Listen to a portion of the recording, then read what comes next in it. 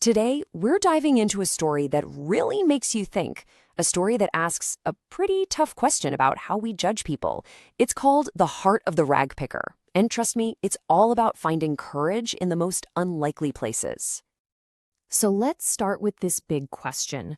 What actually defines who a person is? Is it the clothes on their back, the money in their pocket, or is it something deeper, something you can't see on the surface? So, let's get into it. Our story kicks off with a young man named Aditya, and believe me, he is living a double life. To the outside world, what do they see? Aditya is just another rag picker on the street, an easy target for ridicule with his worn-out slippers and a sack made from an old sari. But that's not the whole story, not even close. The truth, the part hidden from everyone, is that he's a first-year medical student, his head buried in anatomy books, with this burning dream of saving lives. And his life? Man, it is a grind. We're talking up at 4 a.m. every single day collecting waste just to sell it for scraps. That little bit of money, that's his tuition, his books, his entire dream. While his mom washes dishes in other people's houses, he's out under a dim streetlight trying to memorize the complex pathways of the human heart. And all the while, he's putting up with constant taunts from his classmates. Can you even imagine? But you get a glimpse of his true character way before things get crazy. See, a professor asks in class, "What is a doctor's first duty if a patient can't pay?" And Aditya, well, he's the only one with the courage to say this. A doctor's duty is to treat the patient. Everything else is secondary. All right, so now we get to the moment where everything just flips on its head. One evening, right outside this massive, fancy private hospital, fate decides to step in. Suddenly, there's just chaos. A man in a pricey suit just collapses. He's out cold. And in the middle of all this panic, Aditya, who's just there collecting waste, sees it all. But he doesn't just see a man fall down. He sees the signs, the bluish skin, the way he's breathing. This isn't your standard heart attack. No, this is something rare, something he's only read about in his textbooks.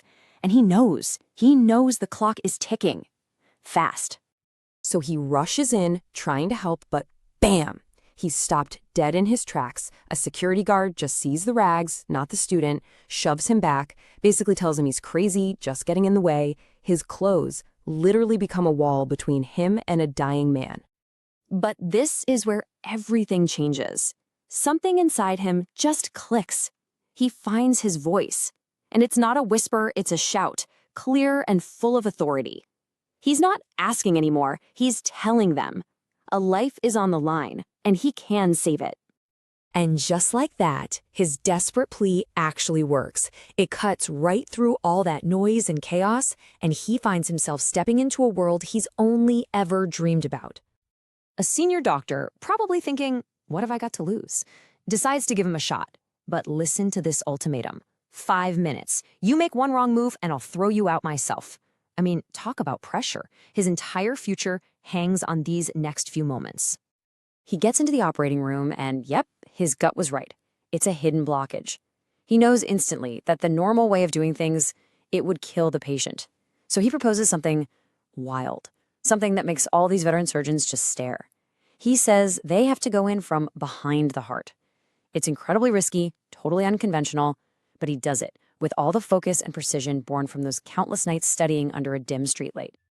And then, silence. The frantic beeping of the machines, the chaos, it all just stops. And it's replaced by one single sound. A steady rhythm. The heart. It's beating again. He actually did it. But just as everyone is breathing this huge sigh of relief, the story takes this unbelievably cruel, shocking turn. Think about this. Inside that room, it's a miracle. A life was just pulled back from the absolute brink. But outside, the wheels of the system were already grinding against him. A police inspector walks right in. His voice just slices through the quiet celebration. And suddenly, Aditya isn't a hero anymore. In the eyes of the law, he's a criminal. It doesn't care that a life was saved. It only sees a rule that was broken. And then they put handcuffs on him, on the very same wrists that just moments ago restarted a human heart. The injustice of it is just, it's breathtaking. So Aditya's carted off, his future completely in ruins. But the man he saved, the millionaire, he's about to wake up, and he knows something isn't right.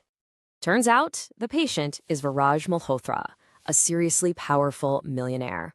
When he comes to, he can tell the doctors are spinning a story. He remembers the fear in their eyes, so he demands to know what really happened. And his assistant tells him everything about the rag picker, the poor medical student who saved his life. So Viraj gets Aditya brought to him. He offers him the world, money, a new car, an education anywhere you want, anything. But Aditya's response? This says everything you need to know about his character. He doesn't ask for a fortune. He just asks for two things: that his mother won't have to wash dishes anymore, and for enough money to cover his school fees and books. That's it. That's all. Viraj is just blown away by this kid's integrity. He pulls all the strings. The charges? Gone. The medical council hears the whole story and grants Aditya a full merit scholarship.